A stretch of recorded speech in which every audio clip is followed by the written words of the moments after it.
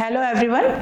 आज का जो हमारा टॉपिक है वो है मीनिंग ऑफ बिजनेस ऑर्गेनाइजेशन। हम अभी तक मेरे जो लास्ट लेक्चर्स हैं उसमें हम बिजनेस की ऑर्गेनाइजेशंस की बात करते आ रहे हैं, हमने सोशल रिस्पॉन्सिबिलिटी की भी बात की। आज हम अब जो सब्जेक्ट का जो चैप्टर आ रहा है उसमें क्या करेंगे, हम स्टेप बाय स्टेप सभी चीज़ों को क्लियर करते जाएंगे ताकि आप लोगों का सिलेबस जो है वो कंप्लीट होता चले। तो सबसे फर्स्ट जो हम सीख रहे हैं वो है बिजनेस ऑर्गेनाइजेशन। तो सबसे पहले हम इसको अलग अलग करते हैं कि बिजनेस क्या है और ऑर्गेनाइजेशन क्या है। ठीक है, जैसे कि हिंदी में इसको क्या कहते हैं, व्यापार और संगठन। व्यापारिक संगठन क्या होता है, इसको जानने के लिए, समझने के लिए सबसे इंपॉर्टेंट है कि हम दोनों चीजों को अलग अलग समझें, बिजनेस और ऑर्गेनाइजेशन। तो सबसे पहले हम बिजनेस की यहाँ पे एक डेफिनेशन लिखा हुआ है, बिजनेस में be defined as human activity directed towards producing और एक्वायरिंग वेल्थ थ्रू बाइंग और सेलिंग गुड्स। मतलब कि आपकी क्रय विक्रय करने की क्षमता, हम किस तरीके से अच्छा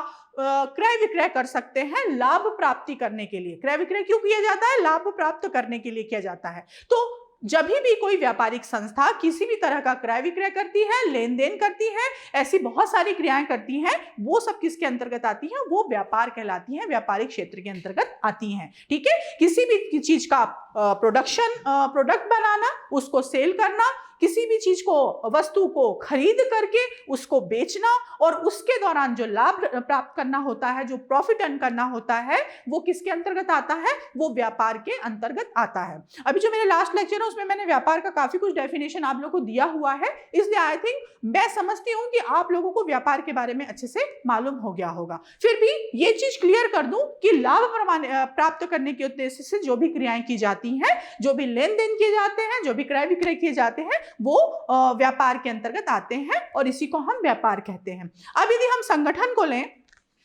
organisation is a combination of necessary beings, materials, tools, equipment, working space for both together object. मतलब कि ऐसी विभिन्न तरह की चीजों का, अब हम संगठन को समझेंगे कि संगठन आखिर होता क्या है। ऐसे मटेरियल्स लेना, मशीनरीज लेना, ऐसे इक्विपमेंट लेना, उनको सबको ऐड करके और एक ऐसा माहौल क्रिएट करना जिसमें हम लाभ प्राप्त कर सके। अब इसको हम थोड़ा सा ऐड करके देखते हैं कि कैसे हम बिजनेस को, ऑर्गेनाइजेशन को ऐड कर रहे हैं। इसको मैं और अच्छी तरीके से क्लियर करूंगी। ऑर्गेनाइजेशन मतलब क्या होता है, ऑर्गेनाइज एक्टिविटी। एक लास्ट लेक्चर भी लिया था मैंने कि क्या क्या ऑर्गेनाइज करना होता है। देखिए, व्यापार का उद्देश्य तो है लाभ कमाना, वो क्रय विक्रय कर रहा है, लेन देन कर रहा है, खरीदारी कर रहा है, तो वो क्या कर रहा है, वो लाभ प्राप्त करने के उद्देश्य से ये सारी चीजें कर रहा है ना। अगर वो सिर्फ व्यक्ति अकेला करेगा तो उसकी लाभ कमाने की क्षमता में इतनी वृद्धि नहीं हो पाएगी। उसके लिए क्या करना होगा, उसको एक संगठन बनाना होगा। सिर्फ अकेले ही खरीदने बेचने के काम से वो आगे नहीं बढ़ सकता। वो कुछ तो कमाएगा, लेकिन उसको अगर अपना खुद का ब्रांड वैल्यू बनाना है, अपने व्यापार को आगे बढ़ाना है, तो वो एक संगठन का निर्माण करेगा। उस संगठन में क्या क्या चीजें आती हैं, सिर्फ खरीदना बेचना नहीं आता, उसमें आता है वो मशीनरीज को ऐड करेगा।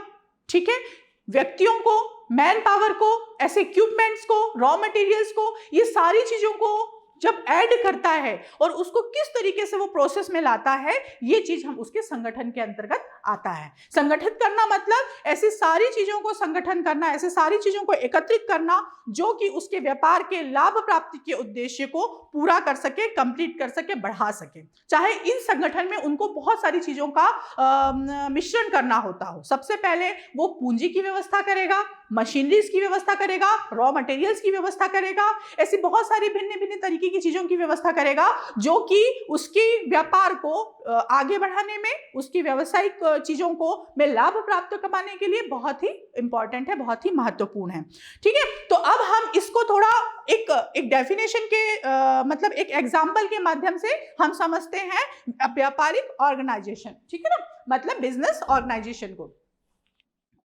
ठीक है, तो अब जो है आगे हम बढ़ते हैं कि इसको हम समझते हैं बिजनेस ऑर्गेनाइजेशन को। सबसे पहले हम यहाँ पे ये देख रहे हैं कि हमारा बिजनेस है, ये बिजनेस है हमारा। ठीक है, ये क्यों किया जा रहा है, ये प्रॉफिट अर्न करने के लिए किया जा रहा है, प्रॉफिट कमाने के लिए किया जा रहा है। XYZ चाहे कोई भी बिजनेस हो, चाहे वो किसी की दुकान से संबंधित हो, चाहे वो कोई प्रोडक्शन कंपनी हो, इन सब का उद्देश्य क्या है कोई भी खरीदना बेचना हो, इन सबका ये क्या है, इनका सबका उद्देश्य है लाभ कमाना, लाभ प्राप्त करना, ये हमारा व्यापार है, बिजनेस है। तो इसमें क्या होता है, संगठन की आवश्यकता पड़ती है। संगठन के लिए जब व्यापार को आगे बढ़ाने की जिम्मेदारी आती है, जब रिस्पॉन्सिबिलिटी आती है कि हमें व्यापार को, उस व्यक्ति को जिसने स्टार्ट किया है, सबसे पहले तो जो व्यक्ति बिजनेस को, व्यापार को स्टार्ट करता है, उस व्यक्ति के बारे में मैं आपको बता दूं, ऐसा व्यक्ति जो कि व्यापार प्रारंभ करता है वो जोखिम सहन कर सकता है, क्योंकि व्यापार में कभी भी प्रॉफिट भी हो सकता है और कभी भी लाभ अपना हानि भी हो सकती है। प्रॉफिट एंड लॉस दोनों चीजें व्यापार में हो सकती हैं। तो यदि प्रॉफिट है तो बहुत अच्छी बात है, लेकिन यदि लॉस हो रहा है तो ऐसा व्यक्ति जो कि लॉस को वहन करने की क्षमता रखता हो, सहन करने की क्षमता रखता हो, ऐसा व्यक्ति जो कि अलग अलग तरह के आइडियाज निकाले, अलग अलग तरह के मेथड्स बनाए, किस तरीके से व्यापार का संचालन करना है, किस तरह के तरीके से कौन कौन सी चीजों को संगठित करके इस व्यापार को आगे लेके जाना है। ठीक है, यदि उसमें कुछ प्रॉफिट होती है तो प्रॉफिट है, लॉस यदि हो रहा है तो उसको भी सहन करने की क्षमता उस व्यक्ति में है, जोखिम भरे कार्य कर सकता है वो व्यक्ति। वही व्यक्ति क्या करता है, वही व्यक्ति बिजनेस स्टार्ट करता है, जिसमें कि उसको पूर्ण तरीके का ज्ञान होता है, पूर्ण हर तरीके का नॉलेज होता है, जिस भी वस्तु का वो व्यापार कर रहा है, बिजनेस स्टार्ट कर रहा है, उसके बारे में उसको सभी तरह की जानकारी होती है कि क्या उस व्यवसाय के अंतर्गत आती हैं चीजें। तो ऐसा व्यक्ति जो बिजनेस स्टार्ट करता है, उसको यदि संगठन का निर्माण करना है तो सर्वप्रथम उसके लिए क्या आता है, फाइनेंशियल प्लानिंग। सबसे पहले उसने क्या किया, सबसे पहले उसने बिजनेस के लिए आइडियाज निकाल लिए कि कौन सा बिजनेस करना है, उसकी अच्छी तरीके से जानकारी ले ली, किसकी, बिजनेस की, अच्छी तरीके से जानकारी ले ली बिजनेस की कि इस व्यापार को हमें कैसे, उस व्यक्ति को कैसे स्टार्ट करना है, यदि कोई उसमें प्रॉफिट होता तो ठीक, यदि उसके दौरान यदि उसको कोई लॉस होता है तो उसको भी वो कैसे सहन करेगा, ये सारी प्लानिंग के अंतर्गत आ जाता है कि क्या क्या रिक्वायरमेंट है उस प्रोडक्ट से जुड़े हुए, उस व्यवसाय को करने के क्या क्या तरीके हैं, है ना। तो सबसे पहले फाइनेंशियल मेथड, यानी कि बिजनेस में उसने क्या किया, सबसे पहले मेथड भी बनाया, उसके बाद उसने फाइनेंशियल प्लानिंग की। फाइनेंशियल प्लानिंग के अंतर्गत क्या होता है, फाइनेंशियल प्लानिंग के अंतर्गत उसने कैपिटल कि कैसे कैपिटल की व्यवस्था की जाएगी, पूंजी की व्यवस्था कहां से होगी, ऐसी कौन सी जगह है जहां से उसे कैपिटल मिल सकती है, या उसके पास में कितनी एसेट, कितनी कैपिटल पड़ी हुई है, ये भी देखेगा वो कि मुझे जब व्यापार वो जो स्टार्ट करता है, बिजनेस स्टार्ट कर रहा है, उसमें कितनी कैपिटल की आवश्यकता पड़ेगी। ठीक है, तो अब वो क्या कर रहा है, बिजनेस तो स्टार्ट कर लिया, बिजनेस लाभ प्राप्त करने के लिए क्या, लेकिन हम यहाँ पे संगठन की बात कर रहे हैं, संगठित करने की बात कर रहे हैं कि कैसे वो ऑर्गेनाइज करेगा, ऑर्गेनाइजेशन क्या होता है। तो मैं आपको वही समझा रही हूं कि बिजनेस ऑर्गेनाइजेशन क्या होता है। ठीक है, बिजनेस स्टार्टअप करने के बाद में मेथड निकाला कि किस किस तरीके से वो व्यापार को चलाएगा, किस किस क्या क्या रिक्वायरमेंट है, मार्केट में उस प्रोडक्ट की क्या वैल्यू है, वो कितना मार्जिन कमा सकता है ना। ये सारी चीजें सोचने समझने के बाद में वो ये तय करता है कि कितनी मात्रा में पूंजी उसके व्यवसाय को लगेगी, कितने वो बिल्डिंग खड़ी करना चाहते हैं, वो मशीनरी रखना चाहते हैं, उसमें वो रॉ मटेरियल्स लाना चाहते हैं, कितने आदमियों को, कितने मैन पावर को वो रखने चाहते हैं। ये सारी चीजें जो है वो किसके अंतर्गत आएंगी, वो सब कुछ प्लानिंग के अंतर्गत आएंगी, है ना। तो सबसे पहले वो क्या कर रहा है, वो फाइनेंशियल प्लानिंग कर रहा है, जिसमें कैपिटल बहुत इंपॉर्टेंट रहता है कि कितनी मात्रा में उसके व्यापार में पूंजी की व्यवस्था होनी चाहिए। उसके बाद में जब वो पूंजी की व्यवस्था कर लेते हैं, तब उसके बाद में लगता है उसको मैन पावर।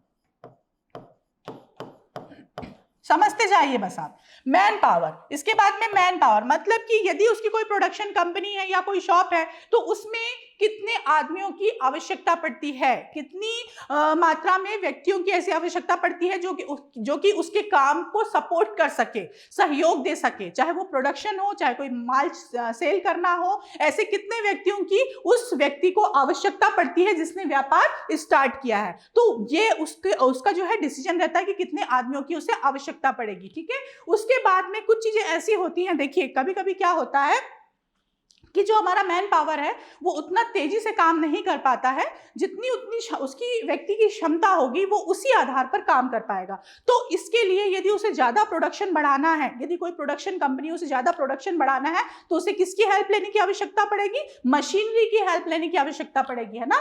तो वो क्या कर रहा है, वो व्यक्ति यहाँ पे मशीनरी की भी व्यवस्था कर रहा है। क्या व्यवस्था कर रहा है? मशीनरी की भी व्यवस्था वो व्यक्ति कर रहा है ताकि उसका प्रोडक्शन कंटिन्यू बढ़ता जाए। उसके बाद में मशीनरी, उसने क्या किया, पहले बिजनेस स्टार्ट किया, उसमें मेथड्स लगाया कि क्या क्या मेथड है, उसमें सारी रिक्वायरमेंट पता लगाई उसने। उसके बाद में फिर उसने फाइनेंशियल प्लानिंग की कि कितने कैपिटल की आवश्यकता पड़ती है, फिर कितने मैन पावर और कितनी मशीनरी और किस किस जगह पे मशीनरी लगेगी, मतलब उसका प्लेस तय करेगा वो कि किस इस जगह पे कौन कौन सी मशीन किस किस जगह पर ऑर्गेनाइज होगी, है ना। तो ये सारी चीजें वो प्रॉपर वे में करता चला रहा है। उसके बाद में जैसे मशीनरी हो गई, अब मशीनरी के बाद में वो क्या तय करेगा कि कौन सा माल कितने कम समय में, मतलब देखिए यहाँ पे फिर मेथड आ रहा है, मतलब ये पूरी व्यवस्था करने के बाद में फिर मेथड आ रहा है, मतलब कि किस विधि से वो बहुत अच्छे से बहुत तेजी से कार्य कर सकता है, कितनी मात्रा में वो और अधिक माल बना सकता है, इसके लिए वो ऐसी विधि आजमाएगा। तो ऐसे में क्या होगा, उसे कुछ ऐसे भी कर्मचारियों की आवश्यकता पड़ेगी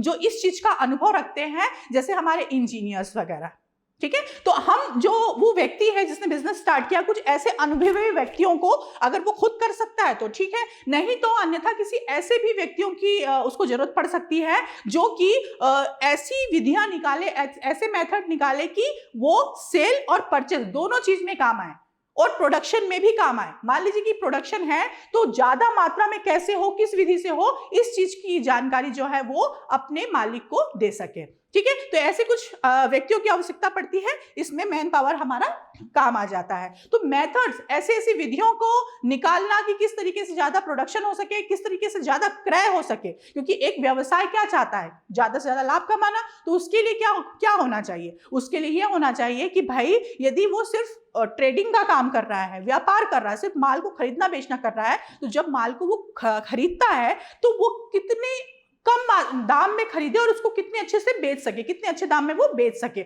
मतलब उसके बीच का जो मार्जिन है वो निकाल करके और वो अच्छे से अच्छा प्रॉफिट अर्न कर सके। इसी तरह से प्रोडक्शन कंपनियां क्या करती हैं, यदि प्रोडक्शन कंपनी स्टार्ट हो गई, ठीक है, प्रोडक्शन कंपनी स्टार्ट होने के बाद में यदि मान लीजिए कि उसमें सही तरीके से प्रोडक्शन ही नहीं हो रहा है, सही तरीके से माल ही नहीं बन पा रहा है, तो वो कंपनी आगे नहीं बढ़ सकती, है ना। उसको आगे बढ़ाने के लिए तरह तरह के ऐसे मेथड्स अपनाने पड़ेंगे कि ज्यादा से ज्यादा वॉल्यूम में, चाहे वो मैन पावर के जरिए हो चाहे मशीनरी के जरिए हो, ज्यादा से ज्यादा मात्रा में माल सप्लाई बन सके, वहां पे वो प्रोडक्ट जो है वो सही तरीके से प्रोडक्शन उसका हो सके, है ना, वो सही तरीके से अच्छे से काम हो सके कि ज्यादा से ज्यादा मात्रा में उसका माल कंपनी का माल बन सके। अब बात आती है, यदि माल बन जाता है तो उसके बाद बात क्या आती है, उसके बाद बात आती है उसको बेचने की, ठीक है, उस माल को मार्केट में बेचने की बात आती है। तो अब इसी तरह पे यहाँ पे भी ये मेथड अपनाया जाएगा, ये विधि अपनाई जाएगी कि हमारे माल की जो प्रोडक्टिविटी है या हमारे माल को जो सेल करने का तरीका है कि वो किस तरीके से अच्छे तरीके से हो ताकि वो आगे और बढ़ पाए। क्या बढ़ पाए, हमारा व्यापार बढ़ पाए। मेन उद्देश्य वही है। क्या क्या उद्देश्य है, बिजनेस, व्यापार, मेन उद्देश्य है लाभ प्राप्त करना, ठीक है। यहाँ पे ऑर्गेनाइजेशन का काम चल रहा है, मतलब कि उसने समझ तो लिया कि भैया व्यापार जो है वो बिजनेस जो है किस लिए होता है, लाभ प्राप्ति के लिए होता है, लाभ कमाने के उद्देश्य से किया जाता है। आप यहाँ पे यदि संगठन की बात करें, व्यावसायिक संगठन की, तो ऐसे भिन्न भिन्न तरीकों को जोड़ना जो हमारे व्यापार को क्या कर सके, हमारे व्यापार को सुचारू रूप से चलाने के लिए, सुव्यवस्थित ढंग से चलाने के लिए अपना अपना योगदान दे सके, ऐसे सभी लोगों को संगठित करना।